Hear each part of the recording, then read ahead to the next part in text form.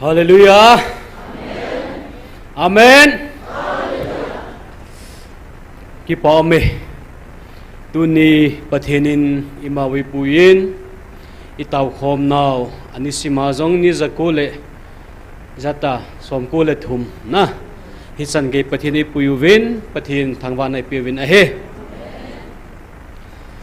tuni ki man chal da noi hele azula taw na khat mang masautin iman chai ting ule la sading nu kim ne ling na ki gong gin taw chai ting le chuting la til khona phat sol lo imanuwa taw na khat iman ki nuwa i phanu i chai ding he tuni kahindin le abang khatun kidangi sa me thewa hi in na kumti la kana po do chu hapta ma sa son kaung ki le kit panin wang phat ta in ama salangin phat ka hin sangki de na hi le ka ki pa in Kejong pathinin kama ipuin nang ho e tawpi na zalin khamin phat ong ka ting le life hin ka hin zawzin college che lo ni ho Sunday Saturday ni ho ai lo le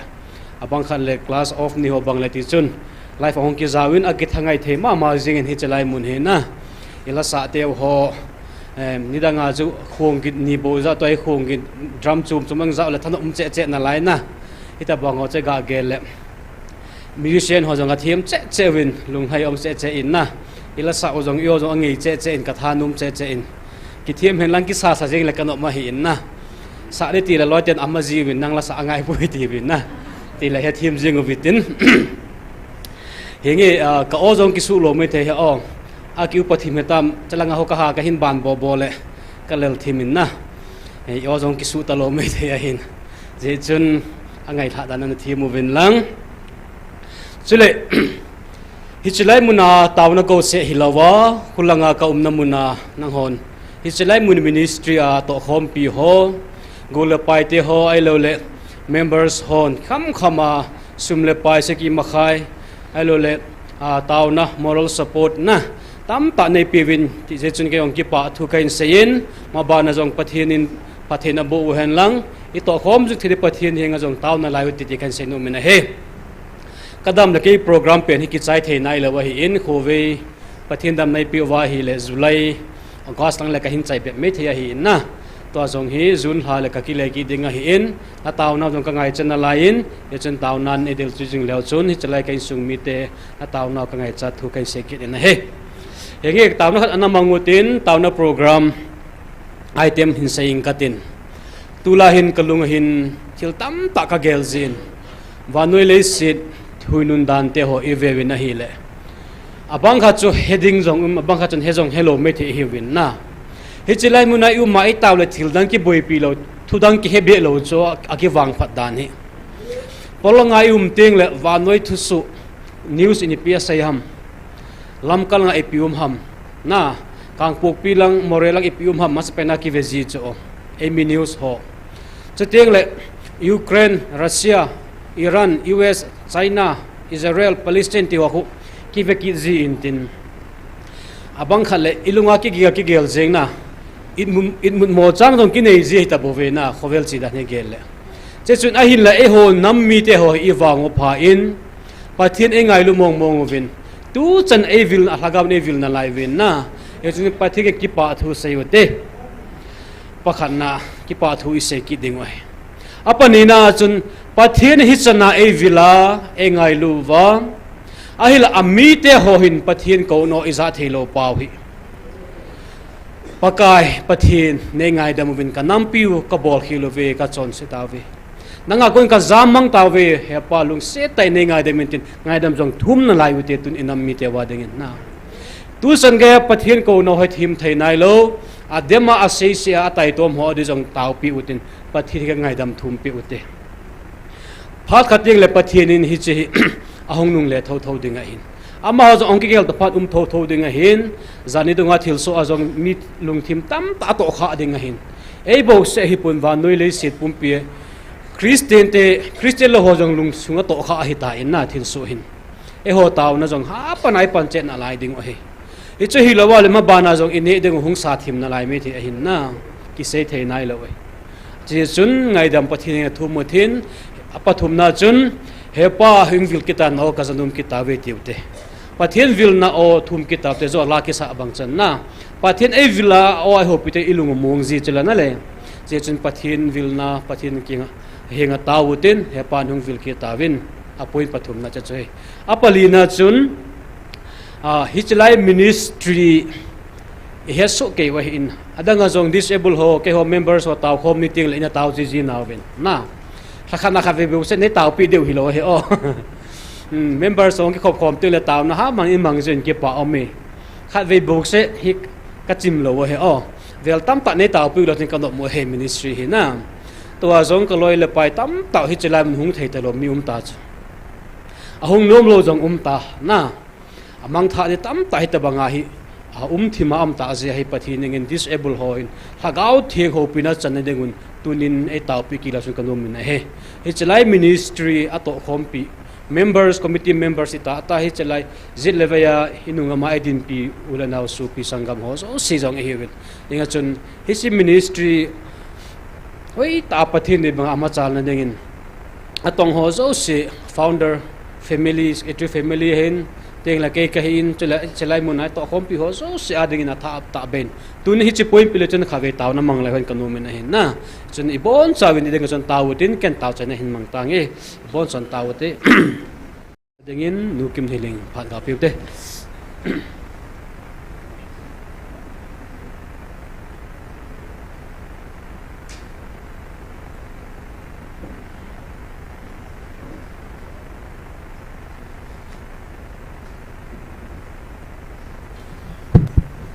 masa ni ko phale damna epic ni vai pau pathin thang vai nim hen lang to ni phana pathin ba choin de dinga kan sa do ding chu hile he ps in asim keima mit vet in hichi ba noi pumpi sangin nalin zo ve ti la he sangi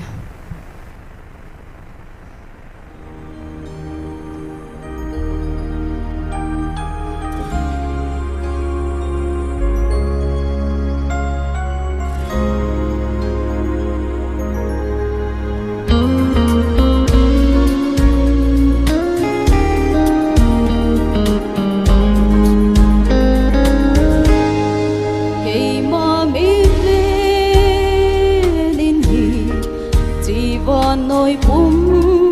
vì sangin na lên gió về naga mi theo cây vi ba cái mai ra chút sa kỳ về lên lên bằng điều ai ta lần tô na kahin dan la hin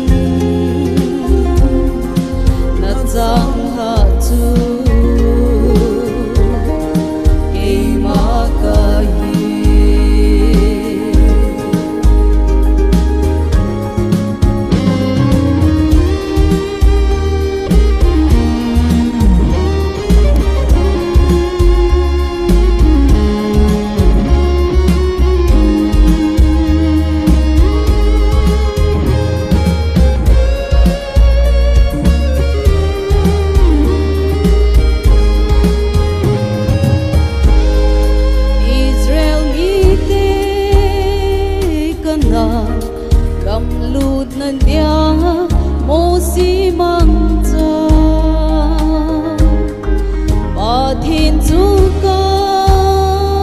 nahi dunya laga vana hum vilu aona za uhi keima kahi kalal to na kahin dana inna sangha nang ho dinga kahum vilhin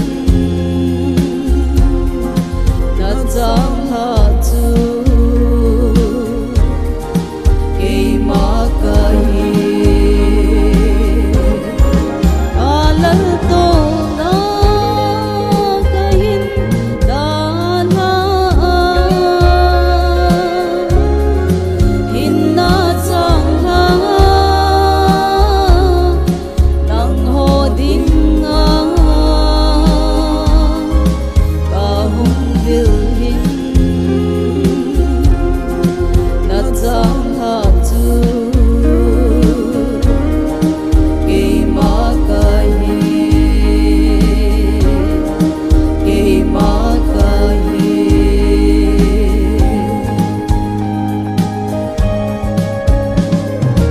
pathin in wa choi lai sa dong bon chau din phat thei bu pi taw han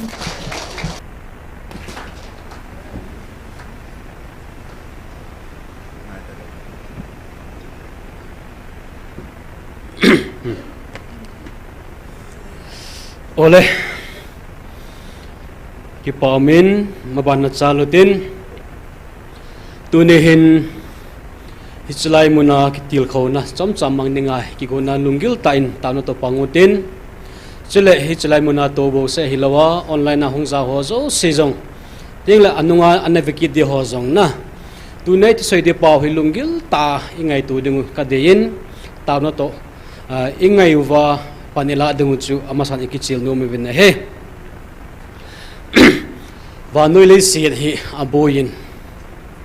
ming te ho zong iboyu vin tu lai khovel et na hi chan boilo na sanchin thu ki pa lang za sangin asit lang hi za de atamin khaveni chan to nan ka sein news zong hi miki that ki man accident amlo le ve de zong ampoi ka ti lo enui sanoven na group ma khu izau na khu velel chun bible chang pathin thu izat ang ki post them mi hi zan hin tuin ka len group ma ang ki post bible chang izat isim divem na mi zat to bang hin bible chang el pathin thu group ma post ibol divem ti hi ga ki gel lew hen che ho zo si zong khu thu ki se hi zong le si na khamai ta bove ahin la bible kisun ho ongki pos ho zo se ko ki velowin tin min thu se ase khat kui pium ham athi umam thisan lon namam ti ki chang ke ve ta mi hingte hinda no hina ala tunin ka se dum pen chi pi ham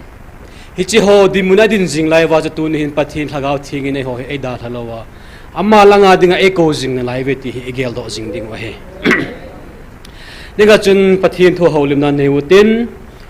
bible chang khat simding ki gomotin pastor pani simpi jala pa na pastor thangna ga cheding kat aji chu ken hi e paw kan ji ji lo sa paw kan ji ji teng la na jin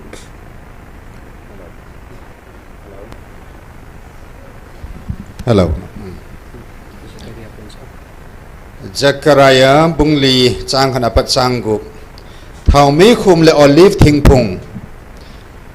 ka za thu seya pang van til chu ka hinga ahung kinin mi ai mutna ko na ake thodo bang khun keima ai hin thau khangin a hi chile van til chun ka za sejin ipi namum 18 kinzong ka vena hile vetan sana a ki sim thau me khum khat kamun achung vuma chun khon khat akitungin thau me sagi achunga akitungin chile achung vuma kitung thau me sagi ho chu akam khat chi aumin abonin akam jeng jong sagi ma alhengin a hi he ko ma chun olive thing phung ni aki semin khat chu khon je lama aumin chile khat jo chu khon vei lama chun akitunge kati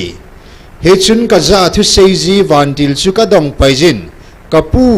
hichang hi ipi vat sa na ham kati le vantil ka za thu seijun ei don bunin hichang hi ipi vat sa na hi ding hello line him eiti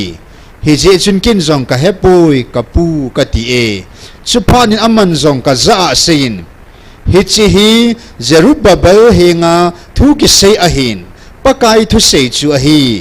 thani wang le thahat wanga hiloding amma wang keima thagawa wanga hiding ahi bove tin thane pen pakai na seje amen changgup na velin chupanin aman zong ka za sein hichi hi Zerubbabel henga thu ki sei ahin pakai thu sei chu ahi thanei wang le thahat wanga hiloding amma wang keima thagawa wanga hiding ahi bove tin thanei pen pakai na seje amen ki paumin ipathin tu thiam simu pathin pathe bu piu hen lang tunia thupia til khona kain manum chu hi le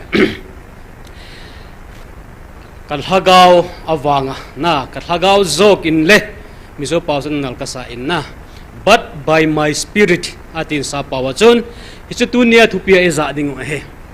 hichu thu hi itida na hung po do theham ti hi thuma them sakhat ka se no min he Juda te ho Israel te ho chu leng David phat khanga chun nop ta na khasawin simlam le marlam anaki khen northern Israel le southern Juda anaki khen layo chun ti chun nom ta in ana cheng phat nu he chom kha chu kumzabi pakuna 9th century BC hunlai ho chun hi ta na he hi chelai chun sa la thangam ki khen phat nu chun Juda langa chun David le insung mite ho Solomon jong lengena hung tan ti chun temple sa chu aung ki pan tan a he a chom lam sei ute na temple hin sa pha no chun Solomon chun temple sa jong hi mei me ki sai lo hin e ho ni khat ni ya ini tun no ho to ki bang lo hin na Solomon temple Juda te dinga melchi na len ta le pathin ho win dinga na gunu temple thupi pen cho na hin tu chana dinga hi ala hi chi temple sa na kum sagi zen ana lut in na hi hi chala ki sa da no cho ha se da ta tin temple ti jeng tin na hi chu he ding a pui mo in na hi ai hi chalai khanga chun Juda te ho Israel te ho chu nop ta hin kho man jing lai o hin zol nei thiam ga phabip hong po do ta vin nei ipijana miti le ama ho chun zol nei isai te ho Hosea Amos Mika Zona ti ho Zechariah elo le thil zol nei chum chum hong po no vin ti chun kumzabi pagi na chan gaya chun pasagi na chan gaya chun Jerusalem temple hi chi asia ding thu hu chi ma ding su se na ding alo le Israel mit Juda mite ho jong so la sala pui manga ding ti thu chu anal hang sa bovin a he ipizia chu ho chu hum thei ding ham te ga khi khul ki na hi chun hi chila khanga Juda te ho chu no asa be se jovin asim pa Egypt gama ko na anapui do pathin a hai mil ta ven ama hon idol worship na milim sim thu pathin ain ho pan ta vin a he pathina ko na angkom na hai mang na sata lun phana chun pathin alung hai zo ta pon anam than ami te ho chu go chi bedin apama chun Babylon te ho Assyria mi te ho chu ama ho su chi mi dinga chun aki gong jing ta vin a he hi chi ho zo si tu zol nei ho thiam ga ana sei do ovin ai la koi man anana sa po ve na apathen ho na wa jong chun ne gu na cha gu na tula corruption ti ho ela ki pon ki tul thana agdimin adim gam tan a hi kana sei jing ke in chalai khanga chun alen cha cha len che che abol he cha bol thei che che me thai cha ga gen thei ti bukim la ho chu chot pha ta a hin de bang naw anei bang ho nei phatalo a chan ding ho chang phatalo wa ta a thim a len alal ho an he chai pi gamuta na hi hi chalai jon pathin lung han na sat ta na chung na lung tan pathin hi chimi te ho gen thei ho chu ave zo ta lo he pathin thang vai num hen tuni jong hi chibang ma chun hi chalai muna mi te ho vai cha gen thei me thai chaga tibukim lo ho igen thena pathin a happy jinge pathin thangwai nom hen pathin hi holang na pang mong mong e na tunin pathin ki pa thu sei jing ding wa hem hi chi juda khang pha na jong chun Solomon jong chu pathin in sorry lopi ta anatun do ahitan ama khela miching ding koima umlo wa noile sin achit dan ama kala jini tam koima umlo na leise na wa noile sin angai chat ho zo se chu amit a amuwa ngai cha alha khat cha umlo thu hil tu hoi sima hi le Solomon tu sim ko ga sim kin na hi le hi che wa noile sit lopi na no sa na ima ho zo si ima lo hi dan aki phong ki din na Ecclesiastes sakun aki musin na hi ahin la hi chila khanga jong jun tiam phana chun boina na men lo to ta vin a hi thiam gau te zole te ho chun yum danu di ta poi pathinga ki le ki taute ki nung le taute pathin ang so ki nung le taute hitia yum zingova I bol zingova hi le I nam pum pu I ma tha ding he tin anal hang sab zingove na ahila mite hon I mata ana sa bo we pathin atai to mun teng la zol ne te ho thiam gau te banga se ho jong su adi poi tim nai lo le asam sivin piam a bol gen thevin tis ana bol ta vin a hin na hi che lai ta sun pathin lung han sta na ung ta na he ma ka ma sun pathin in Babylon akunin Nebuchadnezzar ho ahin til do in ti chun hi chi kum ama ho hi awang phadan zu kum warning jong hi kum za thum lang pathin in warning ana pi hi chu 9th century 8th century 7th century na 5 6 chana chuna pi kum zabi panga na pagup na panga chu temple chu sipan na hin che cho hi le ga ge la hi le isan ge lom lom hai ta bang juda mi te Israel te analung ta oham ai nei pathinin ama ho chu angai lun su la sala a cheu zongin ngai lu tu dik ana koi pe in Babylon sala ta lai jong chun na pathin ho the jong chance an nei win a hin la thil tam ta chu ada hawina ma hon song a ho win pau a Jerusalem a kulpiu identity pa chu achim tan ai tu jang e ho jong e pathian ko no isa lo wa pathian ang sunga inam piu ikile kilo wa hile ima ban wa chu nai cha ai na mi khut noya dinga pathian e phala tu chang e tu tan pi ai e hon e dei lo wa pathian pi nai dei lo wa hile mi noi di dei ti na hi na che alun kha dewang ki chan ma mai ai la hi chilai khanga chun mi chini na thili asia pa bangin mi jong chini amovin a he zolne Ezekiel bungko na lang chu vet na hi chun hi chilai juda gam temples asit masanga chun juda te ho asit ta je wa chun sim phanum agam anam achim tading sa ho tundin noma sim phanoma mitam ta che ho chu taw namang amove pathin thangwa inum hen na chi ho chu ivet he bungko na chun Ezekiel bungko na chun pi ma se ti le athagawa chun hitabanga cheba to ta bang deya tawna mang mi ho chu kalama panga hi win ameluwa achal panga mel chi na bolin pathin thangwa num hen tunin jong hichilai munna igam inam sim phading dam na ding deya taw khomo nang ho ne hi zen pathin ka thangwa in hin na pathin in chu zo se chu imeluwa ichal panga email chi hitai pathin thangwa num hen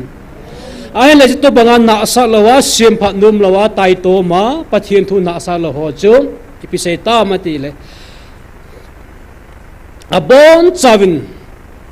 chemzam chem sau cha ho chu kovin lang tha chimin uvin ate akhang nu me chapang jang hoi hi uvin hi chilai hoina ko nin panovin ati na hina tis abol ta ve ti chu akiji in na hi hi chawang chai ho ka ma hun diwang ki chat ma ma hin na ai la asim pha num le anum lo mi ki aki ume tunjong igam sunga hin sim phat thui sayovin pathit ang sunga ki lekit ki sina thui sayovin ikiko vin a hin ai la ai tai to ma ai dema ai sei si a mitam tam na lai che ho hi pathian na luhana abut khum de ho su an hi vin na a hi la atua achal pa nga amel chi na pu ho wang chu ima cha lo e na ma chu ka mi te hi ke langa pa nga hi vin ama ho chu ima cha lo e event pathian thang vai num hen tu ni jong hasak gen thena tam ta to jong le hen e ho hi pathin e mel chi pathin mel he te hi je wa na boina e nei lo chu pathin thang wa na men la hima banga chon tu ni hin zong igamina ma dingin ga gel ki lew hen azawa bible chang isim nawa chon ahong satan hita banga sim pha na Jerusalem temple sim pha na dinga chon panla na sata ahongum ta na he leng ho ong ki khelin kumzabi pangana vela chun Jerusalem so le sala anachi Babylon sal tang ho so hong ki le kin na aum tan ses bazar ma kai nei mi sang som li wal ho so hong ki nung le tawin King Cyrus kitipahin Babylon leng pan Nebuchadnezzar chu amazong ahong zo kitan phana chun ses sal tang ho Judami te ho ki nung le a Jerusalem a temple akitha sa ki nova pathin ho ki de permission apeta na hin na phana chun ses bazar le akai zatam ho mi tam ta hong kunung le ki no ven ama ho jong chun ina hong sapan dinga jong ki gong tawin a he hichina achun ama ho na ding in hong ki sa oven so achun temple sa ding ang go tawin amun ma chun temple sa ding go tawin alung phum a foundation ahong pan tawin a hin na ala hichila ya temple a hoina a phatna anamu masa ho te se ho chu piham hasena kap moviti chu bible vel na alung hel dan ta chu ki pa ding wa hin ai la King Cyrus ahong thi zawachun aho win sa temple sa pau chu machal the te lo ngum ta win a he izameti la ama nu ong ding te ho hasaras te ho chun aga mi te ho chlai muna cheng te ho chun chete juda te hon temple ong sa kino wa hita amle eho sanga hunglin che ki ding ama thunu ai kun ding hin tin leng pa ko ma chiu win he na abol ta win a he aga he uvin ti chun hi chlai pha na chun temple a sa pau chu achol sa ta win a he chela chun ses bazar jo ki dam sol hi loading in ta san omin na akisai zui ta pun Zerubabelin ama dimun hong lo ki ta de chun pan hela to ki no win a he a temple sa lai chu chol sa in omtan anga tawin a sa zom theita povin a he hi chu zawa chun leng kat hong leng do lal do kinin artisan ti pa hong leng do kinin lalin hong to ki tan a hi lai ta banga chu in sa chu khu su zom kit god pha no wa chun hi salai mina mi te ho agam mi te ho zo siong khom ki novin leng pa kom aga he ki tawin ti chun amal ina sa lai chu stay order ti de ham chom khat cholna lekha apekitan asa zom theta povin a he iche phana chun Zerubabel te ho alungo akhamtan abiodong tan lungai na kidom kun tawin pathian ei ko do ki na temple sa denga he etun do ki na hita ahila tuai pi jai bol theilo tam tin alungai tawin akidom kun ta amel wa jong mithimela pulje ta eti a hin na tu jo igami nami ve nai le ho jong idin mun chu ki hello pi hin na siam phana ding thil chum i boy pi ven tu hin jong ibeu adongam ta na hi CSO ti KSO ela ITLF code 2 STC thil chum hoi sevin political wing MLA te hoi kinne pivin to ibeu dong hitalo ham na ipi bol de hitam a government kinne pi ho zo sela e chung tu sei de ho zo sela athip gam tawin tu ni hin hi chi igaminam tun do kin dinga pa banga elu na dingo wa hi ilampi zo si to ai ki kha pe ta chula lungai be don wang chum tan na lungkham wang hite ahi la tunia hin ilung kham dong de khat chui pi ham wa noi le se na la pen chu kana se jin kinep na nei lo pa hi ai min chu kinep na nei lo ho chu so ta dam thei lo piu chu na ai lai chulai mu na pa thena ho pin na zala chun e ho in kinep na ine ve pathin thang vai num hen maba na ine dingu icha dingu zong pathin itu dingu zong ai se pi su ke tan kinep na sata len ta ine pathin lo pina chang hen la hichma banga chun chulai mu na mi ho zo analung kham gam ta win a he ta sa thilai ga gela tu jong ke jong ka lunga khamin na hin na inam pumpiu ma khu de igel ting la bang chu inuk abing inai bove tuwa isu piteu kang popi langa te idin mun tu la tu din mun na jong hi chai din wanga ilunga ama ho ilung gel na thilo wa hi ven na itaw pi jing na lai ding hi chilai ta chun pathian thu ahong ta nahi zolne Zakaria ko bachun pathian thu ahong lung tan hichilai ta akidop kunu walungai ta bedong ta omlai wachun chelang Zerubbabel ko bachun history ka Satan hichi nang ma hat na thili theina bol theina le nang ma thim na chit na hi lo ding a he ka thagaw wanga hi zoding hi pathin thang vai nu men not your might not by power but by the spirit pathin thang vai nu men tunai pathin hagaw zala chu hi chi tun do am ki ding hi pathin lupina chang hen ka nammi te ho lung neo po te na hi chi phan pathin hagaw na ahung tong tan hi chala chun Darius ti pa ahung leng do ki tan a hi aga mite ho jong chuna he jing na laivin a temple sa na pa so akha pe jing na laivin akha jing na laivin a he a hin la Zerubbabel Allah ho jong a chi ta vin leng pa ko ma chun hi chi hi ke ho thua sa ka hi po ve pathinin sadinga 18 leng Saira sun permission e na pin sa dinga phalna lekha e na pe ja ka bolu he tin aga se ta vin a he sipana chun hi chi Darius in zong leng Cyrus thu chu anangai poi mo ma zengin hi chi lekha chu in hold over at ta na hi na i phara chu hi chi lekha chu in hold over arimathia kho chun hi chi lekha buzil na scroll lekha zol chu in mai do ta vin na hi ai lai cha lekha ki sun chui pia miti le hi chi juda miti ho hi sorry temple amun ngaya sa ki dingom alung phum det ta phum di pathin thang vai num hen pathin hagaw na to pha na ko na chu thilung chu ga gel lew hen hi chi temple in asata a tundin ki ding asuma sa na ding asum ho zo se jong chu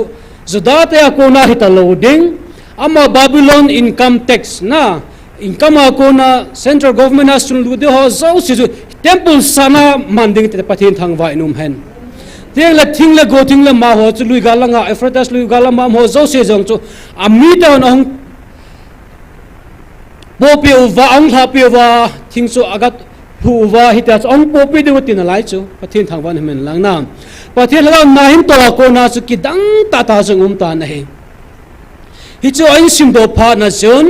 leng pa bi se tam ama ho hi chi ana he ho ana do da ho ko ma chun dunia ko nai thupe tha ka pe ding hi tai hi chi Jerusalem temple sahib phal sahib kitan koi dabang asai se asuboi ado dalom le thiding achung chang ki seding ati pathin thang vai num hen koi dabang asai se asuboi mal akhan su ain khom jong ki bod do na la de tin na a chenen jong e dula ki sim de tin na la chana pathin thagaw na to chu anasat dan chana tuni jong e ho jong pathin ei ko na chui pi ham nango ha nan ho nan ki song hi even imacha nei po ve ti chula imacha hi lo piu chula na Jerusalem temple sa ding wa jong chu ama ho chin na ha na ki song wa asa jong hi me thei ai la pathin in ka thagaw wanga hi ding ai pathin thagaw zala chu itun din di bo pathin thang vai num hen tuni jong pathin thagaw wanga chu dunia inam pi huta mite noisia tai idin do ki ding wa he so pite ho thildang lamdang poi i he mi thalte ho jong ki suam pi khami nei pove chinna thep nai ti jong le mi pha pove na nei le wo jong mi pha pove ha na chinna thep na im chai nei pove a population na jong chu ami singa sima jong chu il hom dan dan no hi Manipur pumpi hi to ke ga na district khasanga il hom zo chu e ho nampum pi silchar area veng khat to ki za do bo chu ki tam sa ke wang wai aninga dinga op izewa koi ka hi ta mi ki ti wang wa hi koi man he pha lo chu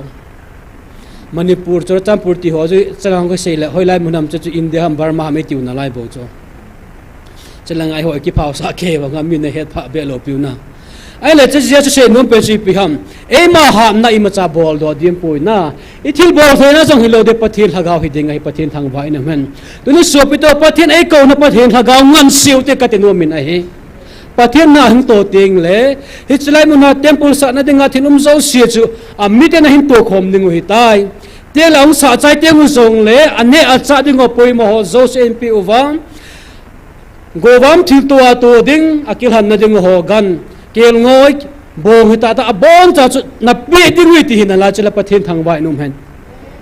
pathian in a mi te dei sa mi te ho atun nom te nga le a thagawa na hin to te nga le boina I ma cha amzil ha sa na amzilo a hi tile chi jang jeng a hin e ho le ho ina ki sun jiwa ina ki let sa jiwa ina ki chapo sa jiwa na hin to te ngule I ma cha thei ji lo boina I to jiwa hi inna in so pe de tu ni hin zong nang ma ha na sung hin nang ma bo fe na sung hin ke ma ha na ke ma bo fe na I ma cha hi poi pathian in kan hagawa ka tun de te pathian thangwa num hen e chu pathian ngai lu na zala tu ni hai I ka min na mi tun de pa ba nga elun ki dingo he so pe te ho pathian hagaw ngan se ote pathian ki pelu no te pakai nang thu hi na nga ke nang na tong tan kaung kila nang kaung petai ke tilai pathian na hin to ting le in nam chung chaung ki se ki nin ten ama de nga I ma chai lo ta chu mi thai pi ke pedi ta bo chu na te le ne le cha sum le pai zong pathian in hagawa na hin to a zale na hin pe tiang ule ei tun din tianga le ne le cha lung kham ni ta lo pi chu ei pedi ei sab le di mi hung ki chu diu ta chu pathian thangwa na men lang na so la lum sa la hanga igam sunga thil te ho e ta win sei hi jong le ven che ho zo si pathian nam de le mi te ho ilung ho la hi mi ho hi hung ki pe khel diu ta chu hung ding koi pan se la khoi tui ha bang di bo chu na hi chan dia chu pathian ei tun no ma hi in ai la e ho hi I chapo uvin ele ina ki sung so in pathian hagaw na to de inga zo ji povin I boi jiu hi na tunin kai sung mi to ka nam mi to pathian hagaw na to pathian ko na hi pathian o hi nga otin pathian ki puisa ote tin no min na hi na a hagaw na hin to ting la boi na I ma cha hum lo ding ai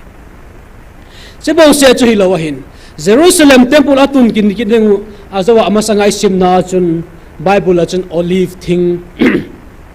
pani akimun meva thao meva ahong kimun aktun na akimun tiang le thao va azing akimun na se ho chu problem ga se le wen chi thao me chu le pathian al hat sa ho bung mi te ho to e ho hiu chu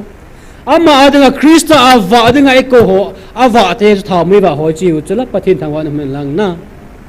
chu te la hi chi atui mit lawa thao me thao tui mit lawa awa theina pa chi pijam le pathian hagaw thiangin e da la poi eyum pijanga ewa azing e pathian thangwa inum hen che chu e hon thau tu ki pe kom no kisin kom ding ule thau tu kang ji ji kim ji ji ewa om ji ji chu na ala pathian hagawa ko na hing wa tiang ule awa chamit ta lo ding a hi pathian thangwa inum hen chama banga chun politics sajong itanga chu pathianin na sata etun din no ma hin ama hagaw thiangin hi Jerusalem temple tundinga ama hagaw ma man adna to aumpi na pa so ki che ta hi chalai ma cha hin phun do hi ta in na tun zong e nam mu zong hi pathianin e dim pi olive thing pani apv na hedom olive thing pani chu hi cha chu hagawa ko na mal som na don na dengu thau tu hing lon do na ning hi cha chu koila ko he miti le Zerubbabel chu political leader na tuin zong kana sejin ama he ke ho e ho context aga ke sele ps pathin hagaw thawanu ta chala pathin thangwa nu men lang na inam ram ka dinga e tum pe chul e le no tum pe ta chala na ama hi olive thing kha chui ta cho ama ko na pathin hagaw I donova nami ki pui hoi diu ta cho na le tela ta sal hagawa tidam ho tu a zong hagaw na sata pathin in ap chula evangelist ap chula na pathin thangwa num hen ama ko na hagaw mal som na tam ta do idon pan ta huila a political langa vai home thing a hagaw langa hagaw hin khosong vai home ding anna a source di pa to pathin ei koi pet la chulai sisalai munna zuda mi te to ipi ki khena ipi tam pathin hagaw nei chen chi ul a hagawa ei pio vai ta chu e wa jing sa wa taw na imanu wa pa hui pathin lo pi na hin na he chi hi lawang e ho idin zo lo ding we su pite wa dunia hi pathin ha nazala hi te banga idin do wa hi bove tun hin ga nungel leven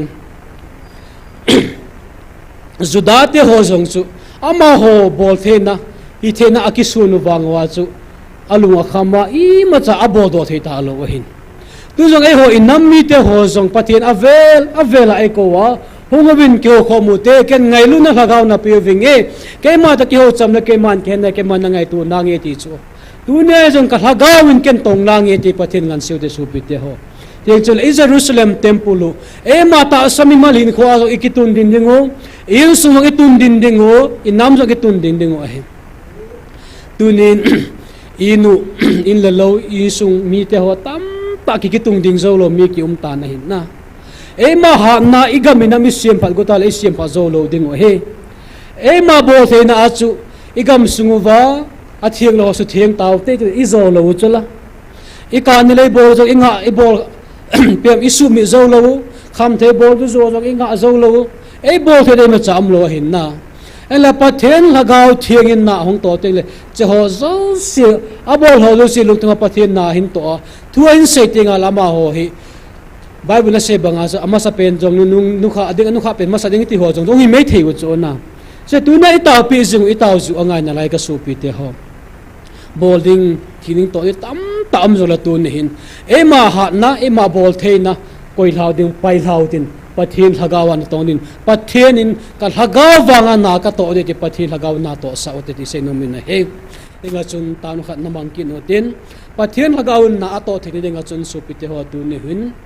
nang laken ipi bol di ham all to Jesus I surrender na pathin ki nga ikipi hawa pathin ang sunga hi thupa ai choyuwa kema chit na kema thep na kana kisungin kema bol he na kana kisungin ima cha he pui pakai tun nang man lagawin na hong tong tan ta itaw ki ding wa hi kanam kagam sung ho jong siam phat ka goven kema ho chit na CSO te ho organization sum te ho ai le thing noi gam no yong ka siam pha zo ta po ve na lagaw nei siam phat pi tan te te hi nga taw ki no te na in sunga boina icha inaw te kham the bol ho zula satin to lagal sangai tuai kham the thi dingi tam jong ki tam zo hi ta in tua jong hi tam ta kium na lai lagaw mang thai de jong tam ta kium na lai hin na ichi ho zo se gel do ma chun tu ne hun hin pathi denga ki tulu tha ki no te pathin umpi na ichanuwa pathin ai puilowa a hi le e ho dinga lampi i ma cha am lo wa hin pathin ti lo building e nei lo wa hin hosea jong kana sein pathin in aina volume hen lang gen theina mun chum aina vo zen an ki jam cha hen lang maha na ki pota zong le hungovin ka ko hungovin ke mana tum dam pi ki novin ka tin asdam ki de mete pathin thangwa nom hen dunia igam inam idam na ding wa hin na mithilong ilon lo na ding wa hi mithi ne lo ding wa hi tu na zong hi imil hi bo pathin engi hi bol tampi ompon na he me tha jong ange poi tu nen imil hi bo pathin engi hi supite ho adanga ompoi supite imil hi bo he pathin ange hi na hi chlai munang wilang tau po vin ke man ke na eti adang boy pi po te tu in jong isupite ho sasat langa te ho ukur langa kamjong district langa ho hiwin kangpu pi kangui lang ichilai lang ho elo le more langa jong aninga hi tua hi gil dang cha thu a jong isu pi ding hi ta win na ga ge le na po na lo ham na su pi te ho a phala chan ma akisung ve athua sayu ve na imata te ponte ka bol hin na ka kemel he na ve ti chu ai la pathina mel he lo hi kha ding wang ki cha nam hi chu su pi te ho dunia ama ho chi na thep na pa chu I ma cha hi lo dan an gel do thawa hi chi bible chang hin po do na pain kon do na pa hi na zero welcome to pa hi ha nat bol the na hi lo pa then hagaw wa nga zo hi a hi lo la wang inamu adam na di ma cha ta poi mi to sa to ki bang lo hi wen mi zat kham no nge pha lo hi in so pite ho ilung ta dan jong hi mi danga to ki bang lo hi na ye chun atha ta ben tu ni hu na hin ibon chawin dingutin na ading thei so sipatin mi zanang khabe ga dingutin lungil tain tama iman dingo hin ete chu ipha chai ne jong hui pai ding hi ta in pastor ngam lunum chana aman ta chai na iman pi in tin to ka se ma banga chun ho bol the na khala khat ki tu te o I ko ma chi tu tin lu kha ta khat nin tu nin pathin ko wote pakai nang ma thagaw wangin na hong tong tan gam suwa tin taw na mangote I bon sana tawte amen hallelujah